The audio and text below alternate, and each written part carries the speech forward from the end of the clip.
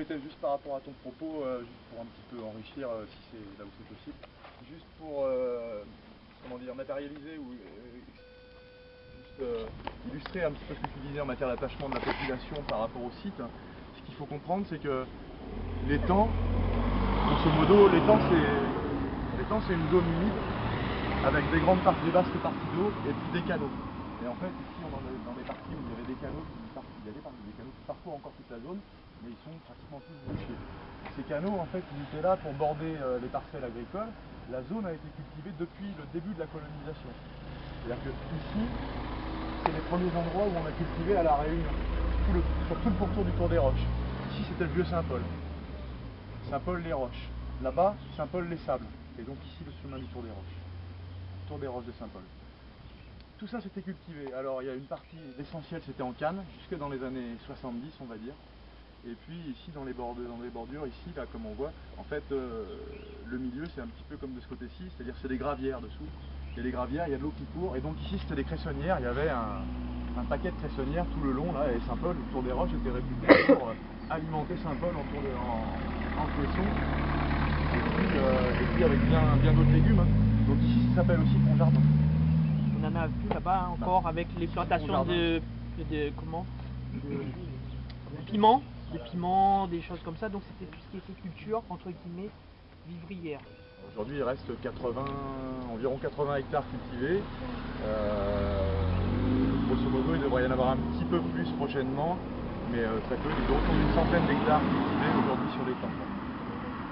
Là où il y avait avant, sans doute dans les 300 hectares cultivés à peu près, entre 250 et 300 hectares de canne principalement. Voilà. Donc on voit encore les restes, entre guillemets, de canne, avec quand on va sur Savannah, hein, avec toute la partie cannière qu'on a vue depuis là-haut, on a vu que ça se prolongeait. Donc comme je vous disais ce matin, et ça vous confirme, donc toute cette zone-là, elle est riche au niveau du sol, qui permet d'avoir une agriculture de qualité. Okay, et c'est pour ça que quand les premiers arrivants sur l'île, eh ben, ils ont trouvé ici un abri, de l'eau, des animaux, puisque c'était ici qu'ils chassaient le fameux dodo, hein, ils le prenaient parce qu'il ne pouvait pas, il était tellement gras qu'il ne pouvait pas s'envoler. Donc vous voyez, ici vous aviez un havre de paix. Okay, et ce caractère, nous quand on arrive ici, on retrouve cette quiétude-là. Je sais pas si... Ouais, c'est son caractère, son identité, il est là. Okay, et vous franchissez, vous faites quoi? 3 minutes, vous passez de l'autre côté, et là vous êtes dans un monde bruyant. Okay,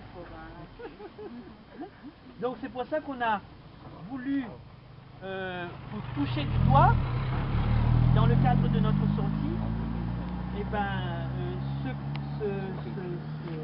cet espace-là, qui a toute sa place au niveau en termes d'aménagement.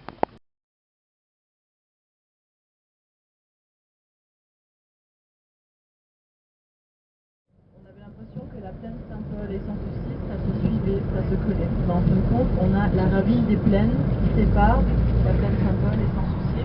Là, on va la traverser avec le bus.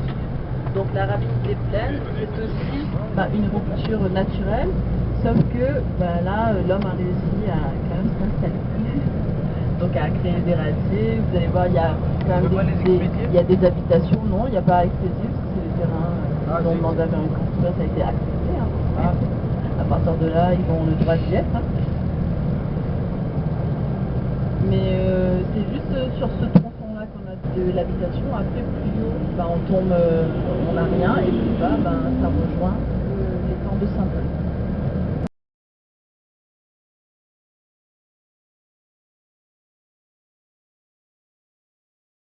Oui, il y a la ravine, mais il y a aussi quelque chose de très important.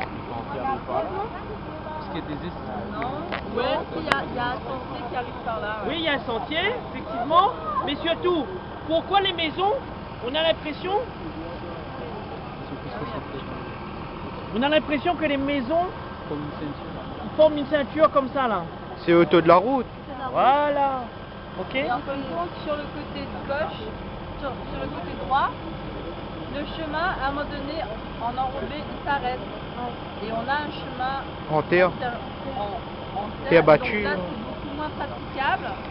Du coup, il n'y a que des maisons, toutes les petites maisons qu'il y a sur votre droite, c'est les petites maisons qui sont desservies par ce chemin en terre. C'est pour ça qu'il n'y a pas de plus grosses maisons que ça. Et là-bas, c'est plutôt axé à côté de l'école primaire alors. Voilà. Ça reste terrain agricole. Hein. C'est aussi aujourd'hui un terrain agricole et on n'a pas le droit de construire. Donc, si vous vous rappelez ce qu'on avait dit la semaine dernière, le réseau de desserte, il joue aussi un rôle très important dans l'occupation de l'espace. Ok? Plus la route, on va dire, elle est praticable, plus on va avoir accès à des dessertes et donc à des constructions. Alors que si la route elle est sommairement construite, eh ben, vous aurez très peu de personnes qui iront. Donc en termes d'aménagement, il y a quand même un potentiel, outre le fait, si la zone n'était pas constructible, mais si elle devient constructible, il faudra imaginer une desserte et une voirie adaptée à la desserte. Sachant, et le jeune homme tout à l'heure il a très bien signalé, attention, on est juste à côté du bras de la plaine. Bras de la plaine qui va alimenter les dents Saint-Paul. Donc Donc c'est construire, interdit, ouais. construire, imperméabiliser et tout ce qu'on veut, ça peut avoir des répercussions. C'est la flore et la faune Ok. de la De toute rivière. manière, on a un périmètre. Du moment qu'on a une rivière, on a un périmètre qu'on n'a pas le droit de construire. Souvent pas respecté, c'est pas contrôlé. Par exemple, à Saint-Pierre, de la foire, et la foire, on n'aurait pas dû construire à 10 mètres de part et d'autre du lavoir. Alors qu'aujourd'hui, du lavoir, il passe en pleine ville, construit partout. Sinon, c'est pas respecté. Mais normalement, il y a une loi qui interdit. Et même les ravines aussi, c'est 50 mètres interdit à construire à côté.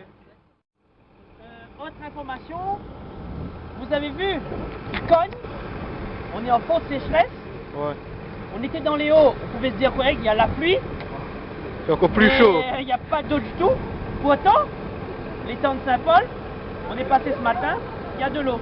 Donc vous avez vu que la ressource en eau, même si elle n'est pas visible, mais elle existe en profondeur et elle remonte. C'est ce que vous disiez ce matin, monsieur Vio, et moi en fait il m'a confirmé de ce que je vous disais. Vous avez quand même de l'eau. La Réunion c'est un château d'eau. Vous avez de l'eau de surface, okay, mais vous avez aussi de l'infiltration qui va nous donner des nappes phréatiques, okay, et c'est à ce niveau-là qu'on va pouvoir récupérer de l'eau potable pour alimenter les villes. Mais Ben en fait là vous avez quand il pleut, vous avez l'eau de surface qui va descendre et puis vous avez de l'eau qui va s'infiltrer.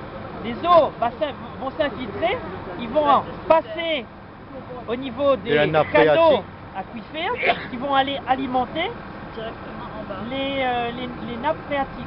Okay. Par contre, quand il y a des fortes sécheresses, et c'est là que régulièrement vous entendez à la radio, oui, ben là on est en forte sécheresse, les nappes phréatiques sont en train de s'assécher, donc ça veut dire que là la situation, elle est très inquiétante. Ok? C'est pas parce qu'il pleut pas pendant un certain temps, ok, que la situation est grave, c'est quand la nappe phréatique, le niveau de la nappe phréatique est en train de diminuer, c'est là que c'est préoccupant. Voilà. Mais c'est alimenté aussi en eau par rapport au bassin versant aussi qu'il y a. Oui, mais après vous avez effectivement tous les phénomènes de bassin versant. En fait, tous les ravines que je vous ai montrés et tout ce qu'il a dit ce matin, effectivement, autour de l'étang de Saint-Paul, vous avez le bassin versant de l'étang de Saint-Paul, alimenté par toutes les ravines qui sont des eaux de surface, ok, qui vont alimenter. Mais quand il n'y a pas d'eau de surface, c'est pas parce qu'il n'y a pas de l'eau ici, il n'y a pas de l'eau dessous.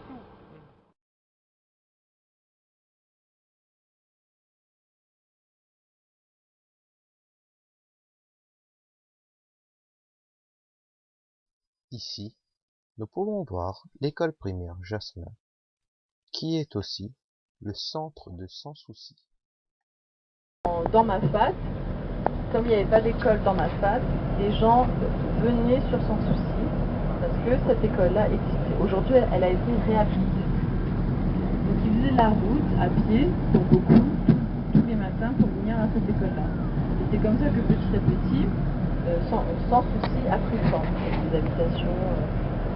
Maintenant, il y a des écoles à Mafate, donc les gens restent dans Mafate. Donc, Sans Souci a été colonisé par Mafate. Donc, le village d'origine, c'est quand même... C'est pour ça qu'on vous a dit que c'est une petite îlette, parce que c'est pas les gens de la ville qui sont montés, c'est les gens de Mafate qui sont descendus. Donc, l'école, c'est un peu le centre de ce village-là. Petit à petit, on a une épicerie qui s'installe, on a une petite boulangerie, donc c'est en construction, mais on ne peut pas parler de centre. C'est un regroupement d'activités. On le surnomme plutôt comme ça, regroupement d'activités. Et on voit qu'il est en train de s'agrandir de plus en plus.